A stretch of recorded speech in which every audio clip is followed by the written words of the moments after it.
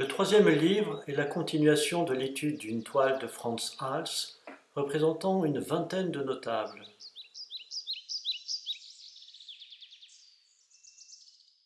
Le fond est très simple avec une partie claire autour du visage et des cheveux.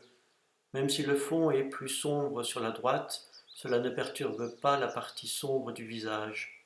L'utilisation d'un pastel noir relève la zone bleue outre-mer dominante. Le trait est remplacé par une masse de bleu encore unifiée par le chiffon humide. Les lèvres sortent de l'ombre grâce au vert. La chevelure est légère et vivante, obtenue par les masses de bleu et de vert sombre, et le blanc laissé dans les mèches pour accentuer les contrastes. Les moustaches se détachent de la carnation grâce au vert jaune.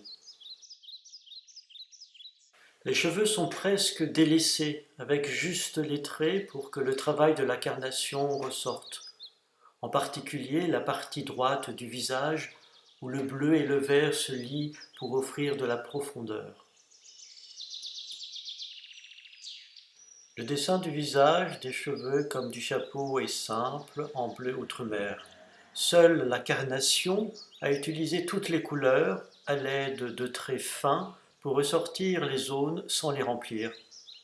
Le travail du chiffon mouillé est primordial, que ce soit pour le fond, où il a permis d'obtenir une forte intensité sur la droite, ou dans le chapeau, mais aussi dans la peau par plus de subtilité. Les contrastes sont très marqués par l'intensité des bleus et du blanc. Le fond a plusieurs teintes de vert, avec moins d'unité, en utilisant le vert jaune réservé normalement pour la carnation.